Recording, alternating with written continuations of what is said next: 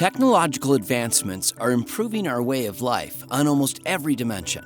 From streaming movies to requesting on-demand transportation to getting real-time directions and finding your friends.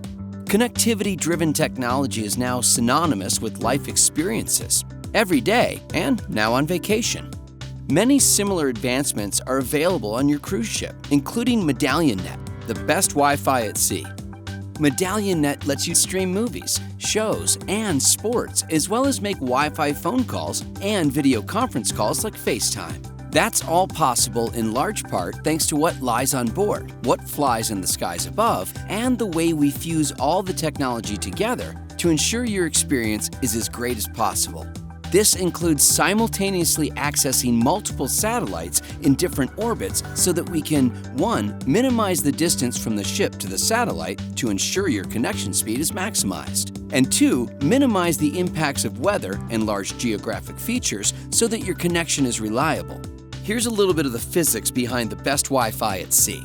First, the fundamentals. Speed equals distance divided by time. If your destination is 100 miles away, and you travel at a rate of 100 miles per hour, you will arrive at your destination 1 hour later.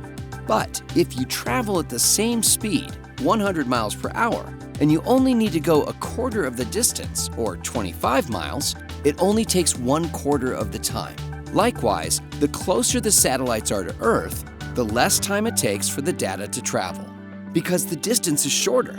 This is a key MedallionNet difference. MedallionNet always uses the closest satellites possible to our ship.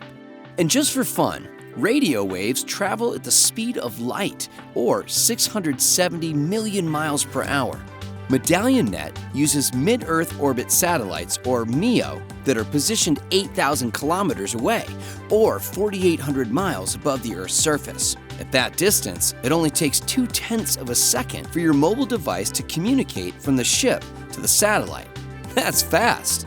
It is fast. In fact, it's 3 times faster than traditional GEO satellites, short for geosynchronous, which are in high Earth orbit, 36,000 kilometers or 22,000 miles away. Traditionally, the vast majority of cruise ships have accessed GEO satellites. And while that higher altitude has meant broader coverage, it's also meant slower connection speeds.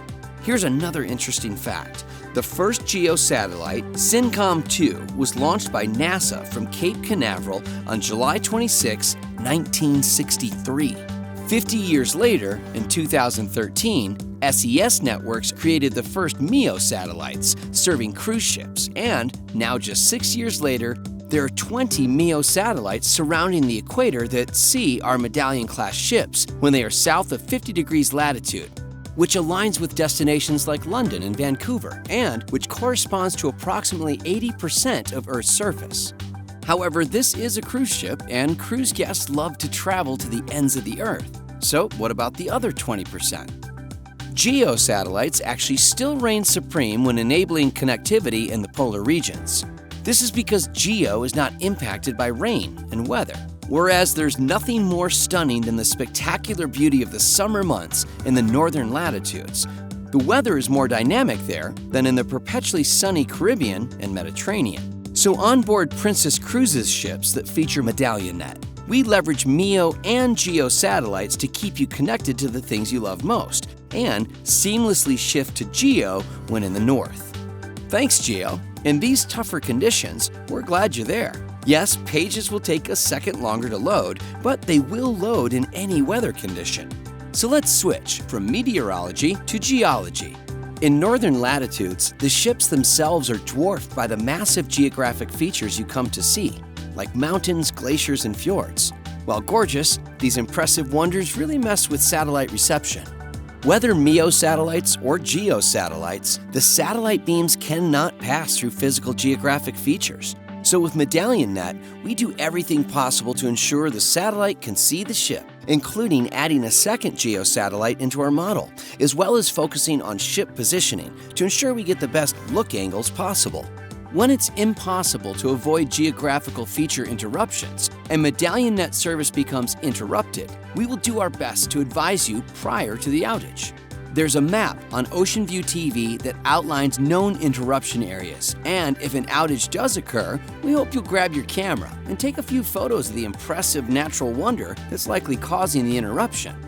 To summarize, when this ship sails in places like the Caribbean or Mediterranean, we link to MEO satellites, and your device is able to link much faster because the signal travels over a shorter distance. When we sail closer to the poles, we tap GEO satellites, which means it will take just a bit longer for the data to flow. When we will have geographic feature interruption, we will let you know. Our passion in sharing the secrets behind the best Wi-Fi at sea is for you to know that we will do everything possible to provide you with the best connectivity experience possible. We appreciate you sailing with us, and with more satellite capacity than many of the cities you'll be visiting along the way, and more antennas than any other cruise ships in the world, looking at the most satellites possible, we know that you're going to love MedallionNet.